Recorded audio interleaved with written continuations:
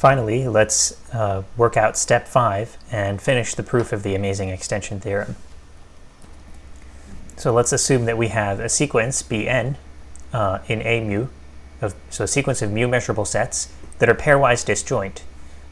From step 4, we know that it's sufficient to show that the union of pairwise disjoint sets is an A mu in order to show that A mu is closed intercountable unions. So this is our goal, to show that the union is an A mu. Then we are done with the theorem. So that means we're trying to say something about, we're basically trying to approximate this union by something from A, right? That's to show that something is mu measurable. We need to show that for any epsilon greater than 0, it can sort of be approximated in the sense of outer measure by something coming from A. Now I know that for any, this is an infinite union, right? I know that for any finite union, like if I just take B1 union up through Bn and stop, then I know I can handle that. I know that there will exist some A in there such that when I take this symmetric difference and take the outer measure, I can get it to be as small as I want, any positive epsilon here. So now I can do that for any finite collection. I'm just trying to get the infinite version of that result. And I'm going to start by thinking about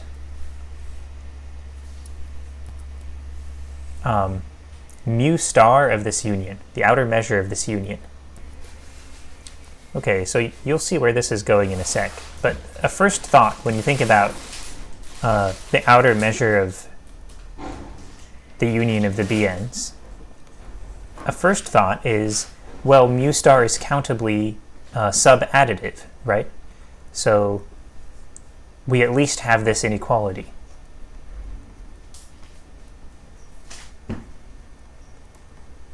That's a first thought, but it's kind of wrong to begin with, actually. Wait. Because the way we defined countable sub-additivity is that you have this inequality whenever this series converges. So hang on, does this series even converge? So does the sum of the outer measures even converge? Well, look at one of the partial sums. For each, let's just focus on the capital Nth partial sum.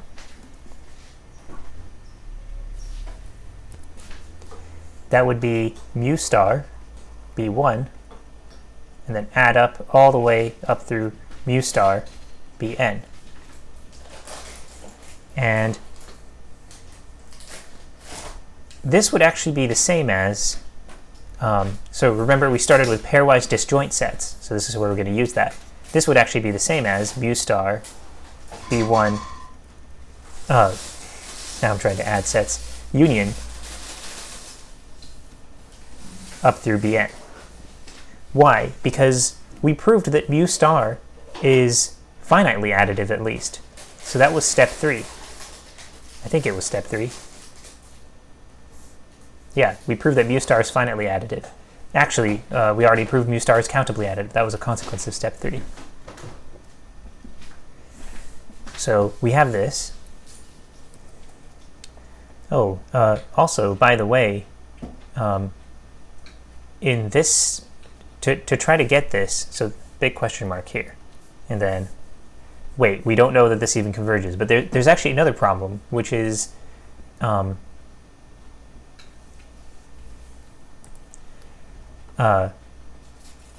one thing you might think is that back here in step 3, we already established that mu star is countably additive, right?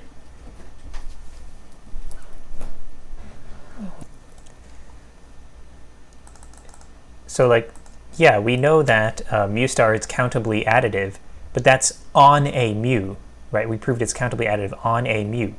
We don't know that this is actually in a mu. We don't know this is mu measurable. So we know mu star is countably additive on the mu measurables, but we don't know this is mu measurable. So that also knowing mu star is countably additive doesn't help us to try to show something like this. But we do know that this is in A mu, right? So we're also kind of using step 2 here, or 1 and 2, whichever. Step 2, I think, is the one where we showed that A mu is closed under finite unions. So this is mu measurable. And now we can use, so I just want an upper bound. So this is an arbitrary partial sum, right? I just want to make sure the partial sums are bounded above, because that will guarantee that this series converges. I want this series to converge. That's basically all I want. So I want an upper bound. Well, B1 union up through Bn, well, that's just contained in the union of all the Bn's. So that's a subset of mu star union all the Bn's, and that inclusion becomes an inequality thanks to the monotonicity of mu star. So here we are using this proposition 15L1 part 2, mu star is monotone. And you might think, oh, but you could also be using this one, right? Since you already showed mu star is additive. No, I really am using this one and not this one, since I've only shown mu star is additive on mu measurable sets, right? So this would apply if, this one would apply if I were looking at an inclusion of 2 mu measurable sets. Here I'm using this result because I'm actually looking at an inclusion of 2 sets, the second of which is not known to be mu measurable. Like here, the union of the Bn's, I don't know that that's mu measurable, right? That's what I'm trying to prove. I'm trying to prove the union of the Bn's is mu measurable. So I have this inequality thanks to that proposition in green back there, which tells me that I have this just from knowing the inclusion. This is a subset of this. So there's no presumption being made here that this is mu measurable. It's hard, when I was thinking about this, I found it hard not to accidentally assume what I was trying to prove. Okay, so we were wondering, does this series converge? The answer is yes. It's a series consisting of non-negative terms, so the sequence of partial sums is an increasing sequence. Now we've seen that it's an increasing sequence that's bounded above by this real number. This is just some real number. So by the monotone convergence theorem, yes, the series converges. Okay, so by the monotone convergence theorem, the series converges. And maybe right now it's not clear how this will help me get to the goal. I want to show this union is mu measurable, but you'll see how it helps. So for the sake of showing that this union is mu measurable, let epsilon be greater than 0.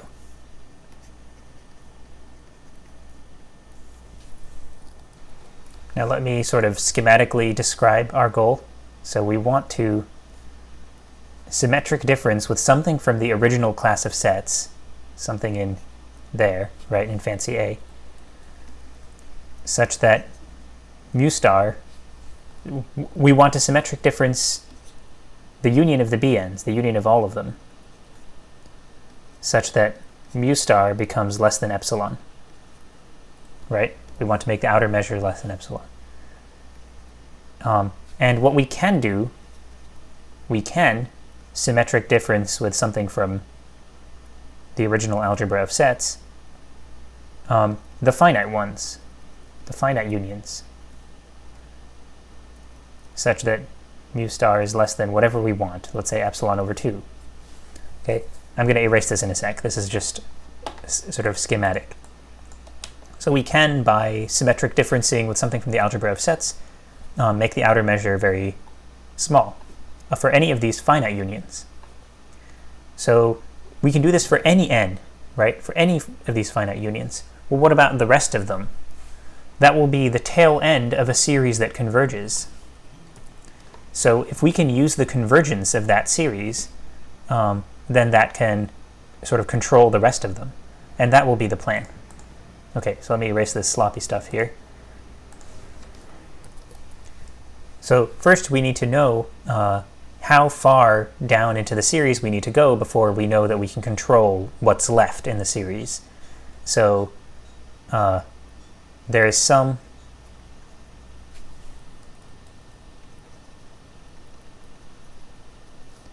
n, some natural number, which tells us how far we have to go before the rest of the series amounts to no more than epsilon over 2.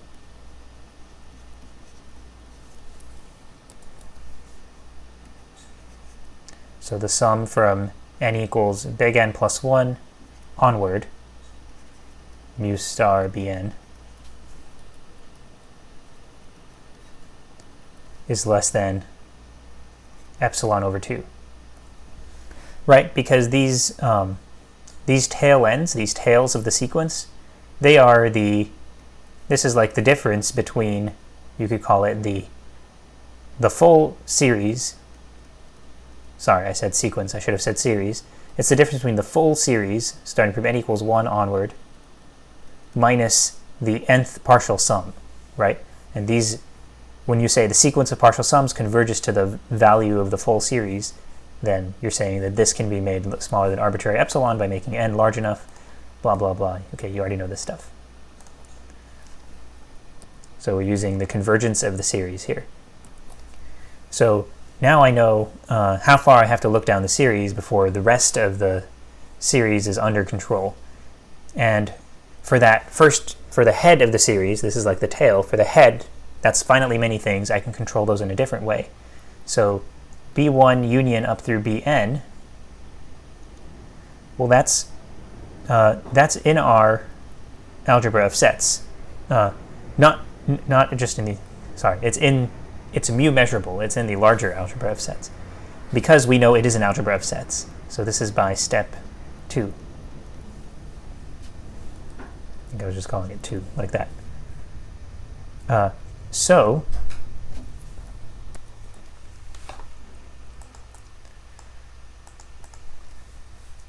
there is some,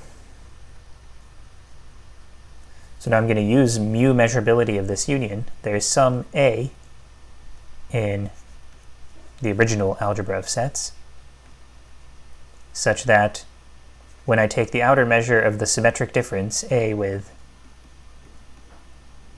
that union,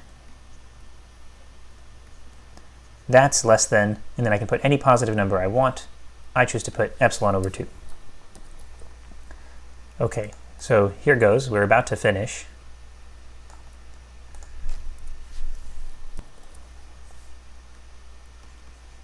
Then mu star. Okay, so here's the union that I'm trying to show is, let me do it this way. A symmetric difference, and then here's the union that I'm trying to show is mu measurable.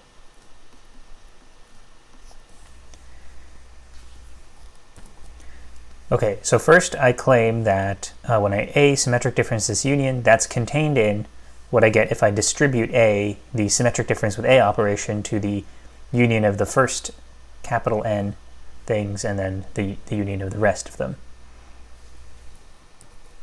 So let's check that this is true. Let's suppose X is in the left-hand side here.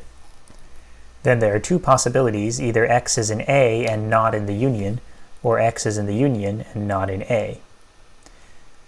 First possibility, X is in A and not in the union. Well, since it's not in the union,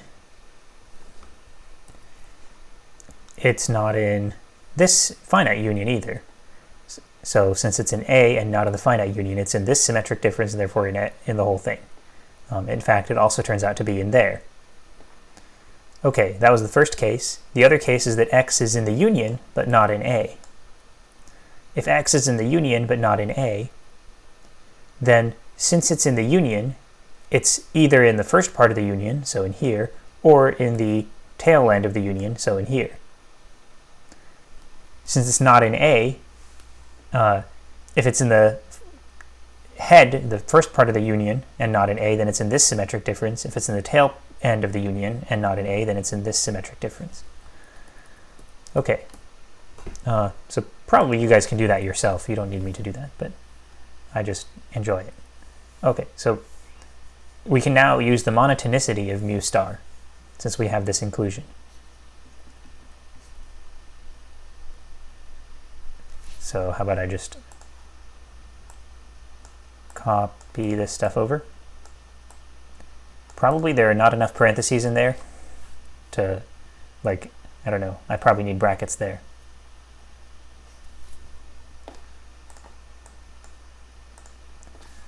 All right.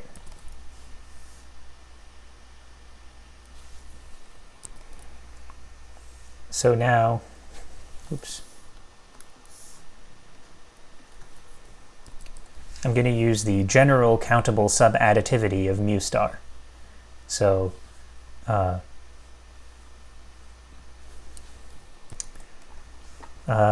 oops. Okay, so I was just checking my notes, and I think I already made a mistake here. So hang on.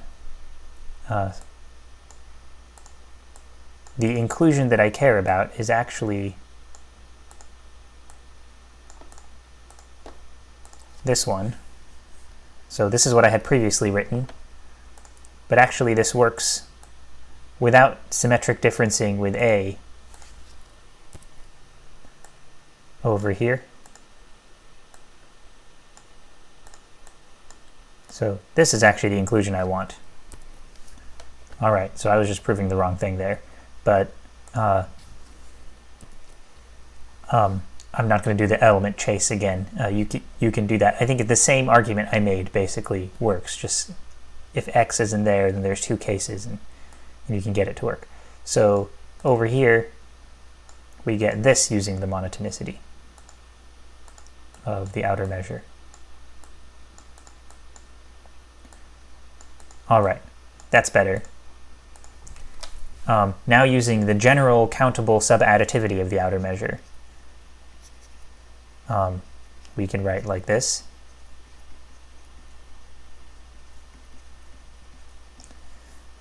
And plus here. And actually, I'm using countable subadditivity, so I'm going to further use another inequality and turn this union into a sum.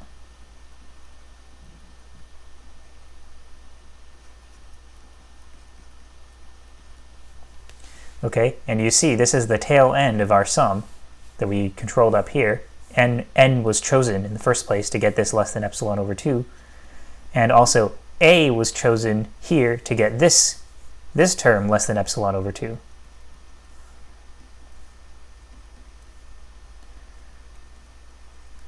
And that's less than epsilon. Let me just quickly acknowledge that I used this countable subadditivity again. And we have shown for arbitrary epsilon greater than 0 that there's an A such that by symmetric differencing this union with A, the outer measure is less than epsilon. And so we have shown that this union is mu measurable. The union of a collection of pairwise disjoint sets, countable collection of pairwise disjoint sets, is mu measurable. From step 4, that was sufficient for showing that any union of mu measurables is mu measurable. So we are done. And actually we're done with everything. We're done with the entire amazing extension theorem. So let me just go and do this satisfying check mark here. The plan is completed, and the amazing extension theorem is proven.